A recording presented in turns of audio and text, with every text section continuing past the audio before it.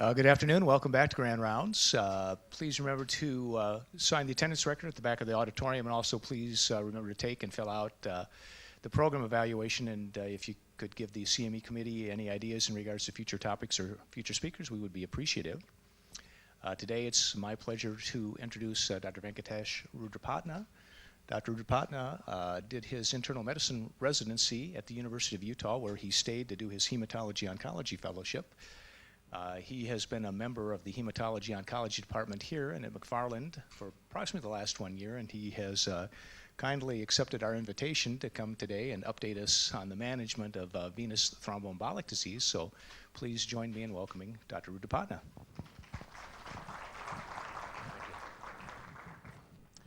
Well, thank you all for having me here, and thank you for coming on this rainy, stormy day. So my topic for today is venous thromboembolism, mainly focusing on not just your run-of-the-mill thrombosis, but more of the hypercoagulable states. And so that was sort of the intent of this topic today. And my hope is to have this sort of interactive, and so I will actually be coming back to you all to sort of participate during Grand Rounds and sort of chime in. And I'll be sort of wanting feedback as we go along, and I find that more sort of educational as you're involved. So I think the key question when somebody comes in with a clot or a venous thromboembolism is, I think when I see somebody in clinic or in a consult, there are a few questions I ask before we try to address what's going on. And the primary question is, if you have somebody with a clot, what kind of testing, once you already know they have a clot, that needs to be done? So the question is, how extensive a testing? And those are the questions is, who should I be testing? Does everybody need to be tested, or is there a certain subset?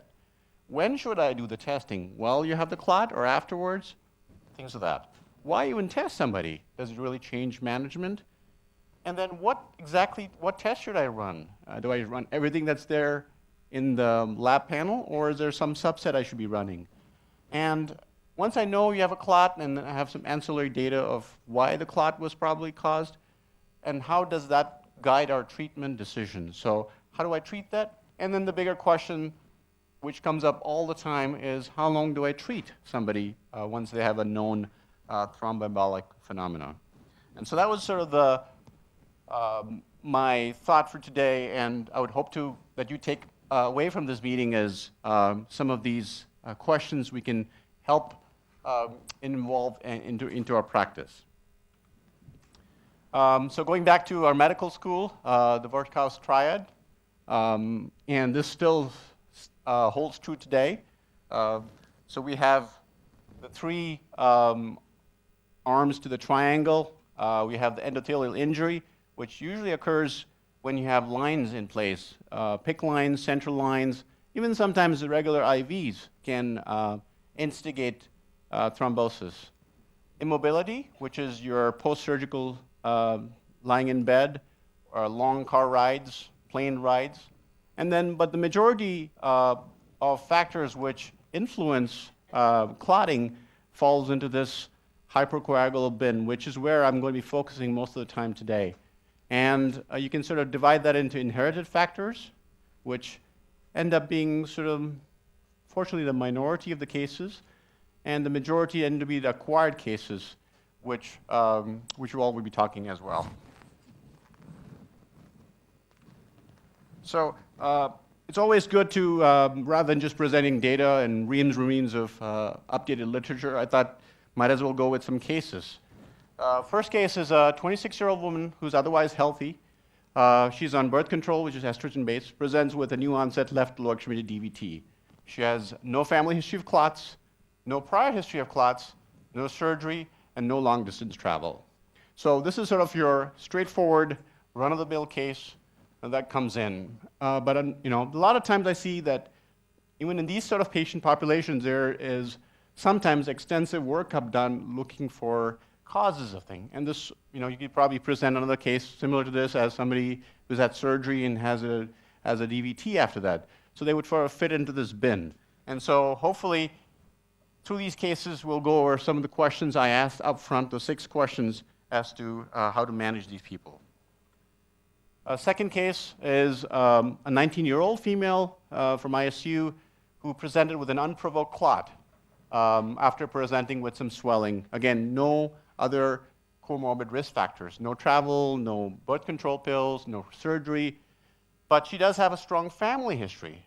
And keep in mind, what's of relevance here is her family history is in young ages. Her mother had DVTs in her 30s, and there is somebody else who had clots in her 40s. This is not my grandmother had a DVT when she was 85. So that is an important part of the history, is a family history that's relevant, and it's in a young age group. So in these two cases, the first case is sort of a pretty straightforward entity where we would probably not sort of consider doing any testing. Case number 2, yes, there was unprovoked, and she's young, and she has a family history of clotting that is unknown, and so this is somebody that we would certainly want to further test and look for causes of clotting. So the main 5 tests that it's inherited thrombophilia we look for are factor V Leiden, prothrombin gene mutation, antithrombin protein C and protein S deficiency. And if you look at the prevalence of thrombophilia events in these patient population, there's a spectrum. So if the lower number is for the patients who are sort of unsorted or unselected, and they tend to be lower. But if you look at the higher number, they tend to be for patients who've had a very strong family history, especially of young age family members, less than 50. So as in our second case, these numbers obviously would tend to hold better as far as the probability of having some of these mutations. And homocysteine, or the MTHFR gene, used to be a test that used to be run all the time, and it continues to be done in the OB clinics. The data behind whether the homocysteine levels in hyperhomocysteinemia actually provokes clotting is very controversial, and the current guidelines and recommendations do not recommend checking the homocysteine or the MTHFR gene. Just to give you a relative idea of what are the risk profile. So if you look at heterozygous factor V, it's just marginal. It's only about 5 times the risk, which is probably similar to being pregnant. And probably protein, the heterozygous prothrombin gene mutation. But as you go back down to a homozygous factor V, which is the most concerning thing, it has a significant increase in risk. But what is of relevance is this is people who have the heterozygous factor V, that means only one of the genes is mutated, and they're on birth control, it's not double, but it goes up to 5 to 7-fold increased risk, in some cases up to 10-fold increased risk. So that's where the relevance of sometimes of this heterozygous factor V mutation comes into factor. And then some of the other rarer entities tend to have us a little bit higher risk. So I think these are important statistics to keep in mind when ordering some of these tests. So just to go by some of these inherited mutations, factor V is the most common. About 4% of the 45% of the Caucasian population has this. It's caused by a point mutation in the factor V gene, and there's, as a result, has a poor anticoagulant response to the activated protein C. So what it does is factor V Leiden controls the gene that in turn controls protein C and protein S, which are basically anticoagulants, which in turn break down factor V and factor VIII and block them. So when there is a gene mutation, the protein C becomes sort of inactive. In other words, APC resistance, which is sort of similar to protein C deficiency. Prothrombin gene mutation is the second most common. It's caused by a mutation in the prothrombin gene, and here you have elevated levels of prothrombin in plasma, and prothrombin is again a procoagulant, and it results in increasing clotting risks.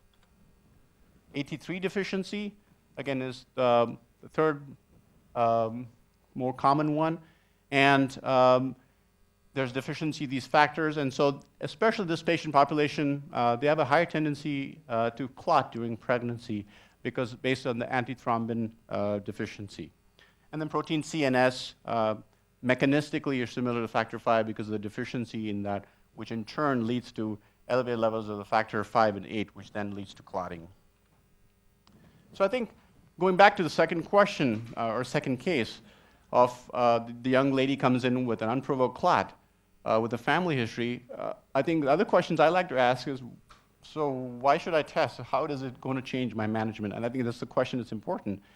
And so that's important because some of these things would drive your decision on whether you want to put somebody on prophylactic anticoagulation and be very careful that they're really on it in postoperative settings or post-interventional procedures that most people may not necessarily be required, but some people who have these higher risk profile for inherited thrombophilias may need anticoagulation.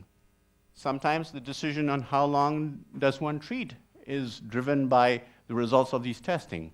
So sometimes for the antiphospholipid antibody syndrome, which we'll come to, antithrombin deficiencies, 2 or more thrombophilic alleles, that means the homozygous mutations, or 2 separate, like factor 5 heterozygous and factor 5 prothrombin gene mutation, which I've seen a case, or a couple of cases of those, or the homozygous mutation. So, but if you just have the heterozygous factor 5, it really doesn't influence the duration of anticoagulation.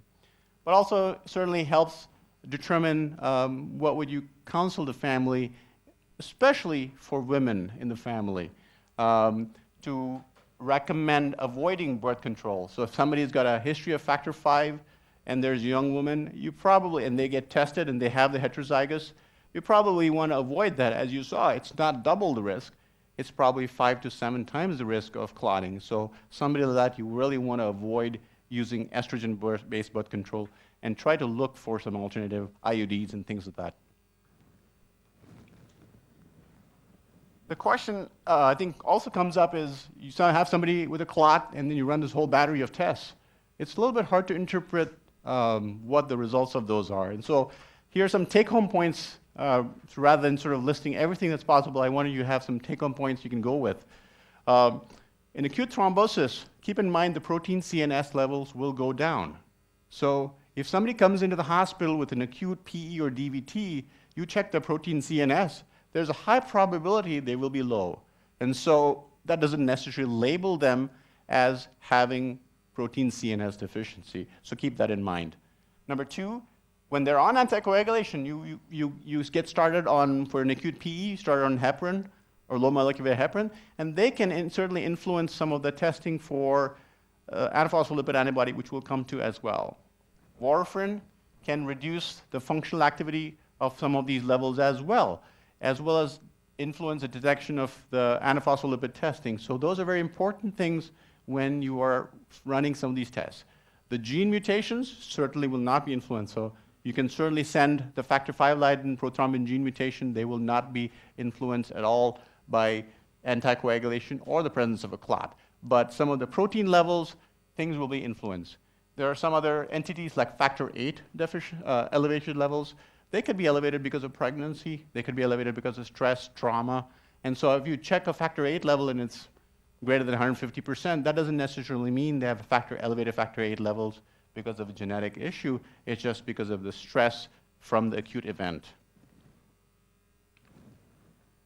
So case 3, a 46-year-old presents to the emergency room with shortness of breath for 2 weeks, new onset of right-sided weakness. Comes into the ER with these symptoms brought by the family. And keep in mind, these are all true cases that I've seen. High-speed CT in the ER shows a saddle PE. So she had a pretty big load of clot in her lungs. Ultrasound of the leg showed lower extremity DVTs. MRI of the brain showed features consistent with a stroke, an embolic stroke. Echo shows right heart strain. She was otherwise healthy, no history of recent surgery, no long-distance travel, not on any medications, no family history of clots. Mammogram and pap smear were normal. Any thoughts on what this could be?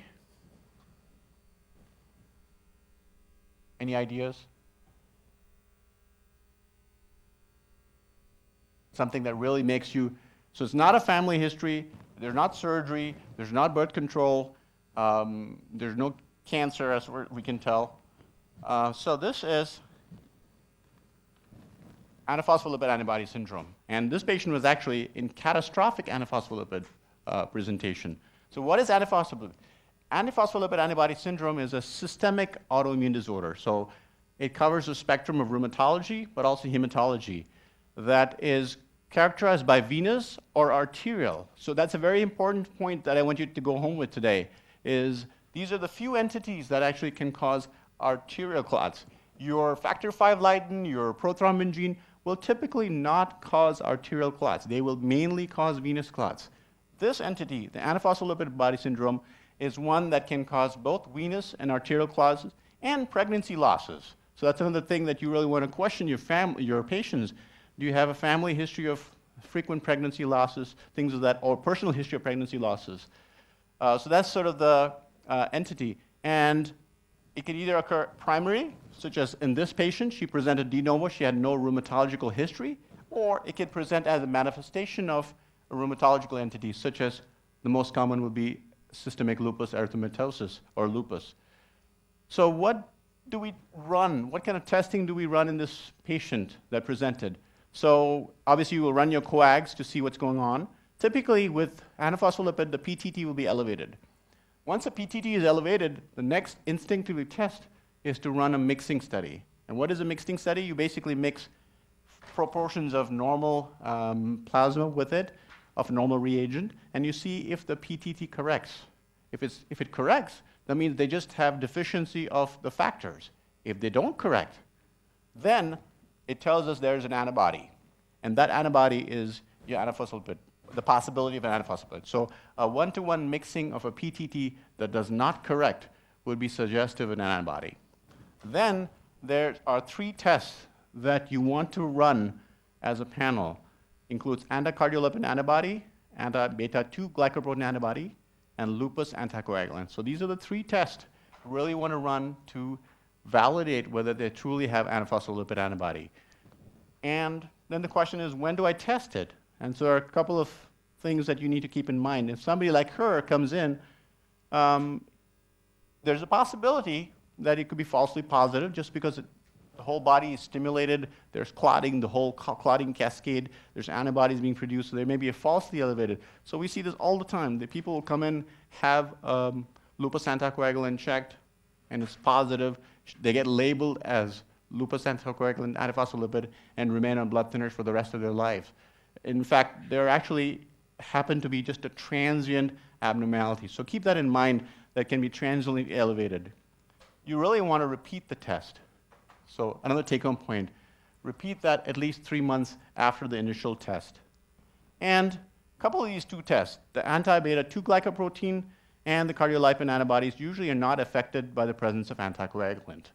But your heparin and coumadin may influence your lupus anticoagulant the way it works. So that test may not be meaningful in the acute setting when somebody has already started on anticoagulation. So again, take-home point, 2 of these tests you can run right away. 1 test, you'll be cautious when you run that, and always repeat the test 3 months later. And again, just by having a positive test doesn't necessarily mean you have antiphospholipid antibody syndrome. There are certain consensus criteria. Again, we see this all the time. They have a positive test, they get labeled as antiphospholipid antibody syndrome, and then they are on lifelong anticoagulation. There's a consensus criteria on a specific numeric numbers that you really have to technically meet criteria for antiphospholipid antibody. So again, keep that in mind, that go back and check what the reference ranges and the guidelines are, typically greater than 40 units, and then there's actually a international criteria for the positive lupus anticoagulant test. Again, just a take-home point that just a positive test does not mean presence of antiphospholipid antibody syndrome. This patient had catastrophic antiphospholipid. And what is the criteria? You have had to have presence of the antiphospholipid antibody, which she did. She actually had the lupus anticoagulant. You have to have 3 or more new organ thrombosis within a week. And in her case, she had a DVT, she had a PE, and she had a stroke. So technically would sort of qualify for that. And you got to exclude other causes of multi-organ thrombosis. And examples of that would be DIC. Somebody is a bad septic patient, develops DIC, they can clot everywhere, arteries, veins, anywhere. And so you got to make sure that they don't have DIC or other conditions. TTP sometimes can cause that. HIT can cause that as well. So how do we treat antiphospholipid antibody syndrome? You initially start obviously with your regular either heparin or your low molecular weight heparin. You transition to Coumadin. But again, a couple of take-home points is antiphospholipid antibody will interfere with your INR testing. So some of these patients may have falsely elevated INR to begin with. So you really don't want to rely entirely on that. So you want to check your INR baseline, and they may need higher levels of target ranges. Some of patients will need 2.5 to 3.5, and some of my patients I've had to keep between 3 and 4 just because their baseline levels are low to begin with. So sometimes you say, oh, okay, so hematologist, how do I sort of guide that? So there's a test. So another take-home point. There's a test called the chromogenic factor 10 assay, which is another blood test looking at clotting cascades, which is similar to the INR for the extrinsic pathway. And that test, we usually corroborate with INR. And if you run both of them at the same time, and if they're similar, that tells you, yes, the INR is a very good estimate of how thin the blood is. And it's inversely proportional. It means you're looking at a factor level. And if you're anticoagulated, the factor level should drop down. So the way I remember it, a simple rule of thumb is 2 to 3 corresponds to a chromogenic factor of 20 to 30%. So your chromogenic factor should be somewhere between 20 and 30%. That means they're matching with INR of 2 to 3. If they're 50%, that means they're not really anticoagulated. Or if they're 5%, that means they're really, really anticoagulated, and your INR is not an accurate measure of where you need to be. And occasionally, there are some patients who are on blood thinners and are still stroking and still clotting. And then those are the troubled patients, and we have to unfortunately add antiplatelet therapies and cross our fingers so we don't cause any bleeding. So I've had patients who have been aspirin, Plavix, and Coumadin, and they're still clotting. So these are very, very problematic patients. So this patient in per se was the catastrophic antiphospholipid antibody. And so these are, again, patients very, very difficult to treat. So you have to be early starting them on high-intensity heparin drip right away. And some of this patient, we had to actually plasma exchange in the ICU because the volume of antibodies was so high that we had to take out the antibodies, start them on high-dose steroids, and then our friendly Rituxan and steroids, which tends to treat pretty much everything, comes into the foray here. So keep in mind, some of these patients will need plasma exchange if somebody comes in this high volume of clots, multiple locations, and you're suspecting antiphospholipid antibody syndromes. Certainly start them on high-intensity heparin drip, but keep in mind, occasionally these people will need a plasma exchange. Case 4. A 45-year-old with no past medical history, presenting with abdominal pain, worsening over the week or two. Imaging showed acute portal vein thrombosis. No prior history of abdominal surgery, not on any medication. She's current on her cancer screening, and here was a blood drawn in the emergency room. White cell count 10, hemoglobin 15, platelets are 460. Any thoughts? Ideas of what this could be? So this is myeloproliferative cancers. So the little tip-off that you could get was her platelets were mildly elevated. Again, that's very nonspecific, could just be reactive, but that was a tip-off for this patient when they presented with this clot in an unusual location. Again, the take-home point for today is clots in unusual locations, not your lower extremity DVTs, not your PEs, but an unusual location without a triggering event. Didn't have surgery, liver surgery, or anything. You got to think of conditions such as myeloproliferative neoplasms. And those include mainly 3. ET, which is essential thrombocytosis, PV, polycythemia vera, and primary myelofibrosis. And so one gold standard test one could think about sending is a JAK2 V617F on blood. And that will be present in 99% of patients with PV, 60% of patients with ET, and about 40% of patients with primary myelofibrosis. So you certainly could miss a fair amount of these if they're negative, but at least it's a good screening blood test to run. And then obviously the hematologist comes on board and may have to do a bone marrow biopsy. And the treatment, again, is anticoagulation, but a lot of these patients will need chemotherapy or disease-modifying agents, and particularly the main disease-modifying agent, which has been shown in phase 3 studies to reduce the risk of clotting, is hydroxyurea, which is a very, very old chemotherapy pill. Next case. Sort of similar. 28-year-old presenting with acute abdominal pain. Has been having worsening fatigue over the last 6 months, diminished exercise tolerance, erectile dysfunction. On examination, he has some abdominal distension. Lab showed a white cell count of normal, 6,000, had a normal differential. Hemoglobin was 11 grams, a little bit low for a 28-year-old man. Platelets were normal. MCV was slightly on the higher side. Retic count was elevated. Ultrasound showed hepatic vein thrombosis. So any thoughts on this person? What was that? Alcohol is certainly a possibility, but that can cause some of these abnormalities. And typically, alcohol should not necessarily, unless they have severe cirrhosis and things like that, shouldn't cause this. So this is the fascinating PNH, paroxysmal nocturnal hemoglobinuria. And there's a triad of the PNH. You get hemolysis or hemoglobinuria, thrombosis, which is what happened in our gentleman, and aplastic anemia can be associated with PNH. And this is a very, very fascinating pathophysiology that we'll go in a little bit. But what is the testing? Anemia. This patient was anemic. You saw he was 11 grams per deciliter. He was not profoundly anemic. He was mildly anemic. You have an elevated retic count and an elevated LDH, showing that there's hemolysis going on. Decreased haptoglobin, which would be a sign of hemolysis. And again, an important thing is the Coombs test is negative. So it's not a warm antibody hemolytic anemia. It's a Coombs negative hemolytic anemia. And the confirmatory test, if you're suspecting PNH, again, take-home point is if you have a clot in an unusual location, think of myeloproliferative neoplasms and think of PNH, especially in young or even old patients, paroxysmal. So there's a flow cytometry study you send for CD55 and CD59. You just type in PNH, and it comes with a flow study, and you send that off. It'll probably take a few days. It goes to Iowa City or Mayo, and they will tell you whether this person has a clone, a PNH clone.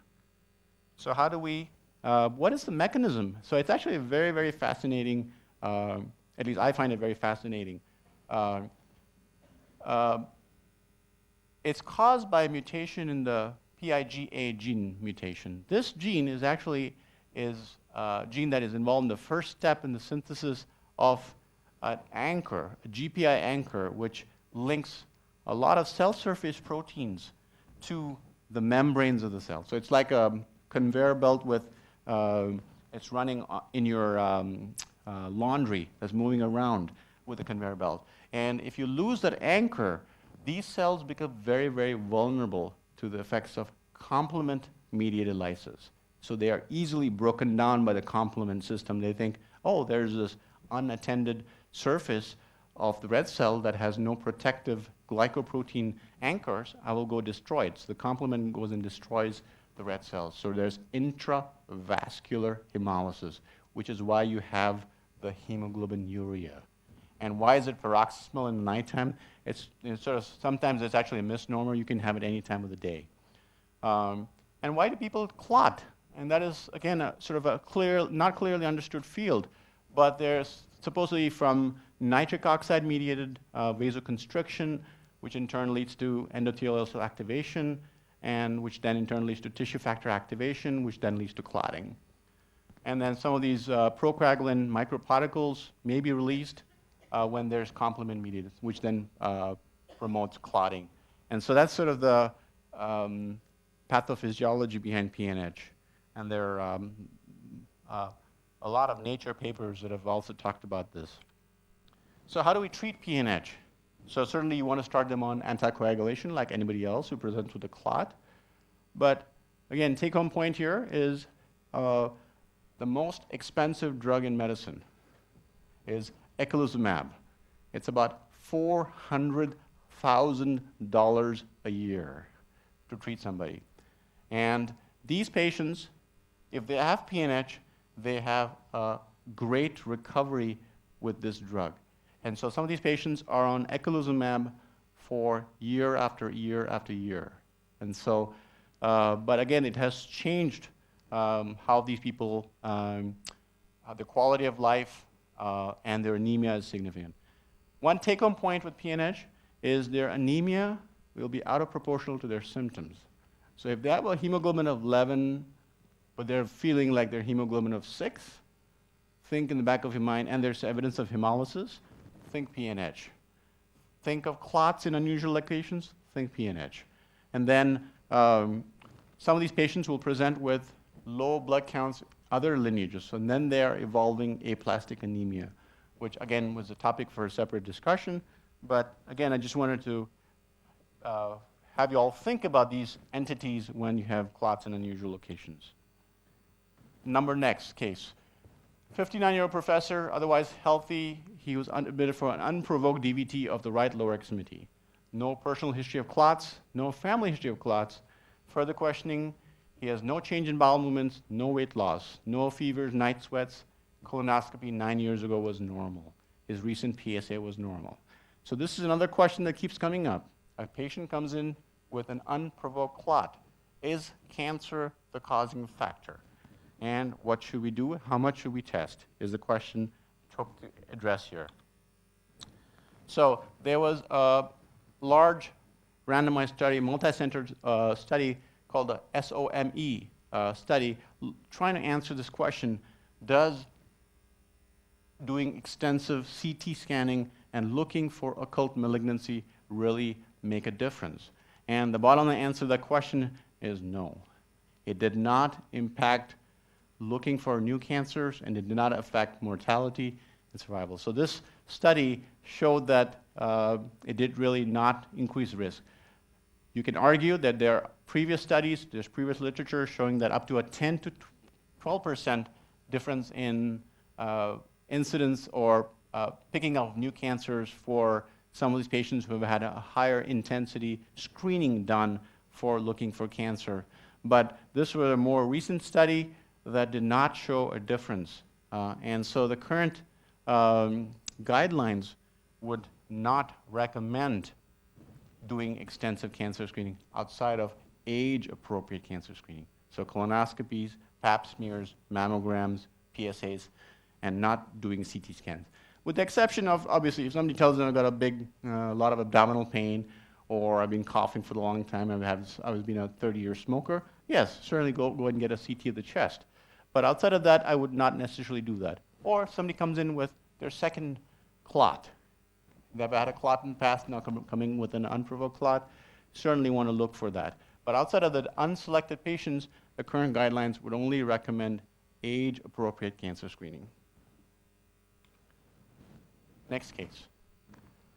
66-year-old, metastatic pancreatic cancer. He's on chemotherapy. This is in our clinic all the time, presenting with a new diagnosis of pulmonary embolism. So the question here is not what caused the clot. The question here I want to try to address is how do we treat? And I want to make use of this case to sort of go over some of the newer oral anticoagulants. So going back to the management of VTE in cancer, there were five large clinical trials asking the question, are low molecular weight heparins better than your oral vitamin K antagonist? That means Coumadin. And the clot trial was the first trial that was published in New England Journal of Medicine that compared warfarin versus dalteparin. And they found almost a statistically significant decrease in the risk of a recurrence of clots with the parenteral anticoagulants versus warfarin, which is what got the whole field moving towards using enoxaparin or Lovenox for cancer patients with active cancer. And then there were a couple of other trials. There was a light trial showed warfarin versus tenazepam. It was a European study. The Canthox trial, we did the Lovenox. It was a sort of a poorly accrued trial, so it didn't really provide much of meaningful data. And the fourth trial also was sort of prematurely terminated, and so didn't really provide much meaningful data. They analyzed all of these into a meta-analysis in the Cochrane database, and they did show that there was reduced rates of recurrent VTE by using parenteral anticoagulants such as Lovenox or Fondaparinux, but there was no survival benefit and there was no difference in major bleeding events. And so current recommendations is to consider using parenteral things like Fondaparinux, Lovenox for patients with active malignancy. Certainly there's a factor of cost and affordability, and all those factors come into play when we're not able to use these, or there's a 90-year-old who can't really give herself shots, and all those issues, then you obviously have to rely on the Coumadin. But I think it's important that current data does recommend using low molecular weight heparin. So then the question comes up, what about the new spectrum of all these new direct anticoagulants that are available? There are many terms now being thrown around for these direct oral anticoagulants. We call that DOACS. There are other terminologies being proposed. So I thought I'll take a few minutes to sort of go over some of these newer agents, not specifically in cancer, but the first two slides will be just their properties in general, some take-home points of these agents, and then looking at the newer, latest data from American Society of Hematology conference last year about what is the role of these agents in cancer. So what are the two big categories of these agents are the direct 10 inhibitors and the direct thrombin inhibitors. So everybody's probably had experience with rivaroxaban, which is Xarelto, the Eliquis, and not so many would be using the doxaban. And the oral direct thrombin inhibitors is the Pradaxa or dabigatran. So take-home points, these are fixed dose, so it's not unlike Coumadin and Lovenox, they're not weight-based. They do not require monitoring and dose adjustments. That's another good point of this. No bridging therapy is required, so you can actually start them right off the bat when they develop a clot in the ER, in the clinic. They do not need to be started on Lovenox, with the exception of, I will go over that, and avoiding these agents in severe renal insufficiency. Some of the trials, it's a little bit controversial, but some of the trials did exclude patients with renal insufficiency, and there are some warnings of using these drugs in patients with severe renal insufficiency, so keep that in mind when starting some of these newer agents on patients with renal insufficiency. And so a lot of the trials that they approved these drugs were, one is they were non-inferiority studies, so we don't know if they're superior, but they're not inferior. And two is they were all in stable patients. So if somebody is like our catastrophic antiphospholipid antibody syndrome in the ICU, I really won't be starting them on Xarelto because there's really no data as of now, or somebody with an acute PE in the ICU, I would probably avoid starting them on these agents. I would prefer starting them on either high-intensity heparin or low molecular weight heparin as of today. And obviously, we need more trials to try to compare it in the acute setting and also not acute setting. A couple of take-home points is they're great drugs, but keep in mind the way they work, mechanistic action of these drugs is a little bit different than your vitamin K antagonist as well as your Lovenox. And it's a little bit challenging. You cannot just give them FFP and their bleeding is not going to stop. You'll just have to look up to heaven and pray for them to stop bleeding. So until this got approved, the Praxbind, it's approved right now for dabigatran reversal. It actually goes and binds to the molecule and helps to prevent bleeding. So it's, again, an expensive drug, not readily available. But if you're in a bind, always ask for this agent if there's an acute bleed and they're not being controlled. The unactivated concentrates, the Kcentra, that is currently approved for immediate reversal of Coumadin for surgeries or acute bleeds, are also now showing some activity in reversing some of these oral direct anticoagulants. So remember, think of Kcentra if you don't have any of the Praxbind, which is the unactivated four-factor protein concentrate. Another drug called Andexet, which is currently did show activity in a phase 3 randomized trial against placebo for reversing some of the oral direct 10 inhibitors. It's awaiting FDA approval, and hopefully this drug will also become available, and so we'll have a little bit more of a comfort zone in using some of these agents, especially in some of the high-risk patient population. So that was just a little bit of a whirlwind about some of these newer agents. And the question is raised, can I use this safely in cancer patients or not? And all these studies that were done most of them excluded cancer patients. There was a very small subset of cancer patients included in these studies. And the problem with a lot of these cancer patients, they were a whole spectrum of them. They were not necessarily active stage 4 lung cancers. They could have been a breast cancer patient who's finished treatment, and they were labeled as a breast cancer patient, and they were included in these studies. And so it's a little bit hard to know. There was just recently a comparative meta-analysis of these studies that showed that the recurrence rates of VTE and bleeding were similar in cancer patients when comparing these newer direct oral anticoagulants compared to conventional Coumadin or Lovenox. And so it's showing some signs that yes, it may be safe, and yes, it might work even in the cancer patient population. We certainly want more studies specific of cancer patients, but yes, are we beginning to use these agents in our cancer patient population? Answer is yes. One more case, 45-year-old male admitted after an accident, had surgery to right arm. Post-op day, started on DVT prophylaxis, astutely by the hospitalist. With Lovenox, CBC white cell count of 12, hemoglobin 14, and platelets were normal at 390. He was discharged home appropriately. 8 days later, showed up to the PCP with increased swelling of the left lower extremity. Ultrasound showed a DVT, platelets were 195. So said, okay, let's start you on Lovenox twice a day. You had a surgically provoked clot and Coumadin and sent home. 3 days later, presented to the emergency room with acute shortness of breath. CT showed a PE. Everything looked up, again, relatively normal. Hemoglobin maybe was about the same. Platelets were a little bit lower, still in the normal range. So the question is, what's going on with this person? Any thoughts? What was that? Bone marrow emboli, possibly. That's a good thought. That's certainly a possibility. Fat necrosis, fat emboli. But actually, this person has HIT, heparin-induced thrombocytopenia. And that means heparin is it's an anticoagulant. In this situation, mechanistically, it causes thrombosis. And so there's just the iceberg model of HIT. And what it tells us basically is majority of the HIT cases go undiagnosed. There's only a small subset above the water line that actually get diagnosed with HIT. So there's a lot of patients on heparin or Lovenox that may have subclinical or clinical thrombosis, but they go undiagnosed.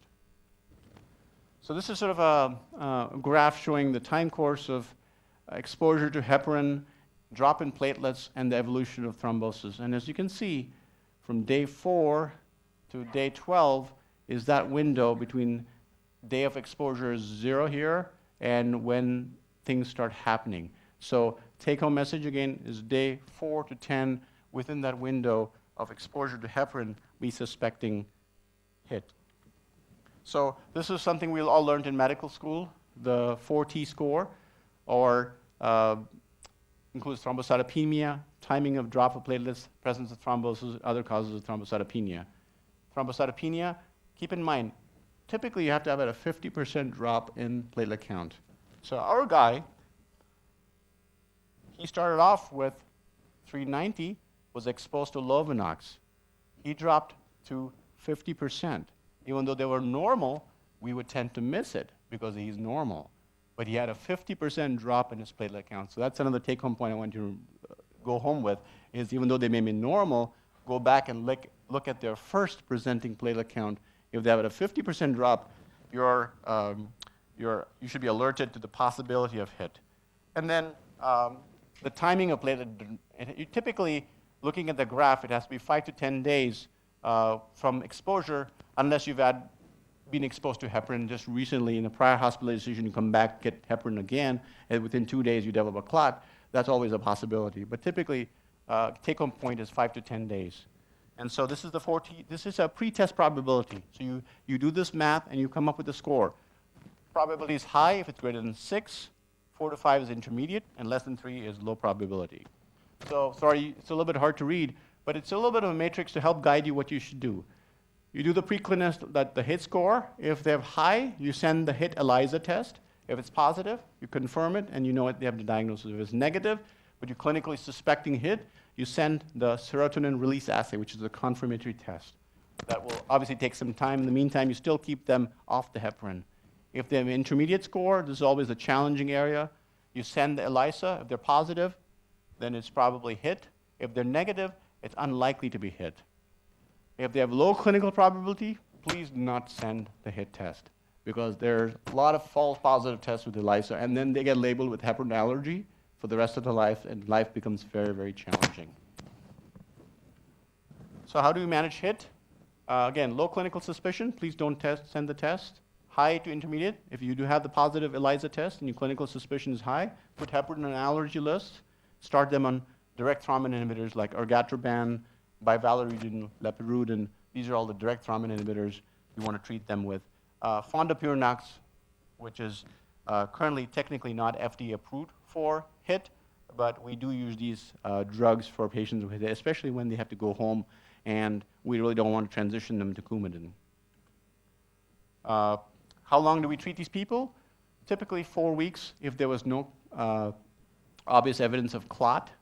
If there's a clot, then you surely want to treat them with the typical duration you would treat a clot, 3 to 6 months. And then rarely we've had to treat people with plasmapheresis because the antibodies, the HIT, the volume of these are so high that we actually have to treat them with. Hopefully the last case, 60-year-old practicing lawyer presented with light locatomy DVT, no recent surgery on hypertensive and cholesterol meds, no travel history, colon cancer, prostate cancer 2 months ago, so he's up to date on his cancer screening. Quickly got started on Roxaban for 3 months, and he comes into your clinic and says, hey doc, I've been seeing all these ads. One of my companies also puts all these ads of any bleeding risk with this, contact whatever number. Do I stay on this blood thinner or not, because I've heard a lot of bleeding risks. So these are all, you will see a lot of cases. So the question is, how long should I stay on blood thinners is what I hope to address with this question. So there are a couple of Italian studies. There were 2. There's a prolonged randomized and prolonged 2, basically looking at the D-dimer. Prolonged 1 looked at D-dimer test 1 month after stopping anticoagulation. And they found that if the levels were high or elevated, that it predicts the probability of recurrence. And so we recommend longer-term anticoagulation. And they followed up with a prolonged 2. What about not only 1 month, what about 3 months? And they found that, yes, if it's elevated after 3 months, then those are the patient population that they have a higher probability of recurrence, and those are the patient population you may want to think about having a longer duration of anticoagulation. And there was a recent abstract presented at the American Society of Hematology Conference looking at the D-dimer levels and using that as a metric to predict the probability of recurrence, and using that as again, this is still non-mainstream, but again, looking at some of the uses of D-dimer as a probability prediction tool to helping and decide whether you want to be on anticoagulation. And then, again, in the same group presented this paper of looking at ultrasound, Dopplering ultrasound, and the probability of residual clotting, showing that there's a probability that 75% of these patients they will have a high probability of recurrence. Again, not mainstream as yet, but again, giving us some sign that these are some of the things we may use going forward to help guide us. This certainly I use all the time nowadays. This can be you can use the D-dimer testing. I don't know if this is mainstream as yet. So these are some of the variables that you will want to look at to help determine how long. So typically 3 months or long term. So if there's a VT with major transient risk factor, surgery, for example, 3 months is sufficient. VTE with a minor transient risk factor, such as hormone, somewhere between 3 to 6 months. Woman with unprovoked clot, you certainly want to lean towards longer term. Man with an unprovoked VTE, you really want to be long term. So our guy with an unprovoked clot, we surely want to be leaning towards longer term anticoagulation. We certainly can do the D-dimer assay and do that experiment as well on this gentleman. So I think it's a balance like everything in medicine. It's not one case fits everybody. So you really have to take the risk factors like we went over. What are the risk factors for bleeding for this patient? And what does the patient want? So we have to weigh all those things and make a decision on whether we should be continuing on this person on long-term anticoagulation. So a couple of things that will help guide you with what are the bleeding risks. So if you have any of these variables, you can put them into risk bins.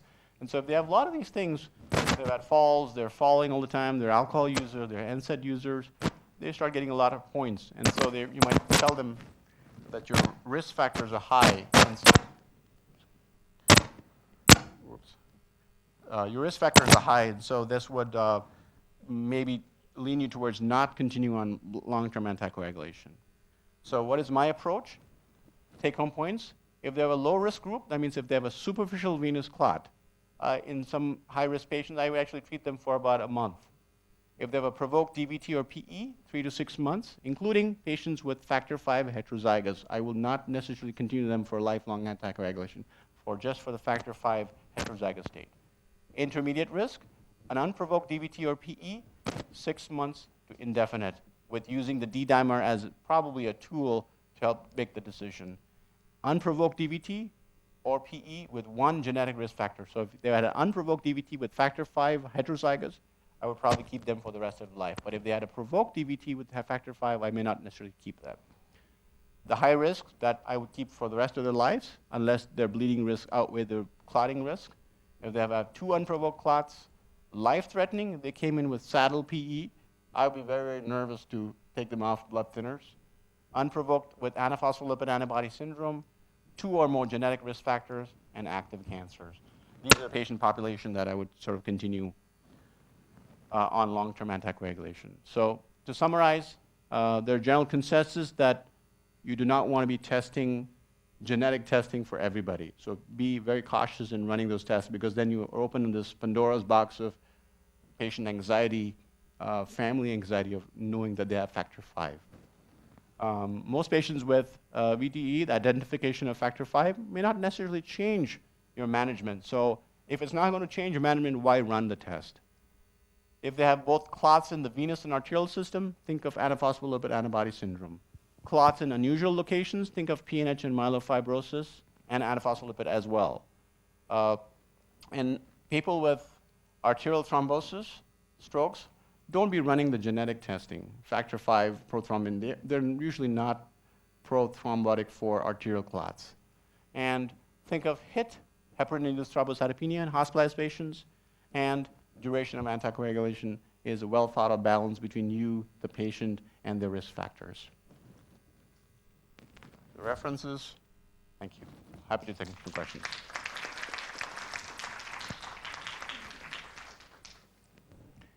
Any questions? Jeremy. Thanks, that was a great presentation. One question I have for you, in this medical community, we spend a fair amount of money on outpatient testing for thrombophilia, and one of the indications I see a lot come through the lab is, quote, family history of clot, end quote. What are the guidelines for someone who's otherwise healthy, doesn't have any other risk factors other than, oh, my dad had a DVT a couple weeks ago and now I'm scared and want to be tested? Or are there published guidelines that we can follow, or is it just kind of wild west? The guidelines is if they have never had a history of clots, but they've had a family history. And family history is only relevant if there is age less than 50. Unprovoked clot less than 50 would be a trigger. And if there are women in the reproductive age group where you need to be on birth control. Those would be the things that I would sort of lean towards maybe testing. But outside of those risk factors, I would strongly recommend not running those tests. Because as you see, the implications of thrombotic risk does not change. Implications of management. Even if you find somebody who has factor V, you're not going to put them on anticoagulation because there's no guidelines, there's no data to suggest that if you have a family history of factor V or something else, you get tested, you have that, you're not going to get started on anticoagulation, with the exception of if you're going to be getting on birth control, or if you're going to get on some surgery, then maybe you want to have those. But outside of those, age less than 50 in a family member with an unprovoked clot would be sort of a stimulus to maybe even think about running some of those tests. Okay.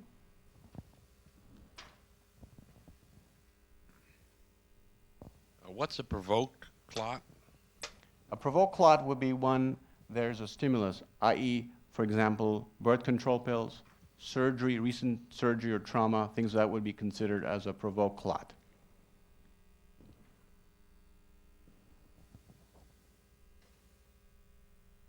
Okay, great. Thank you.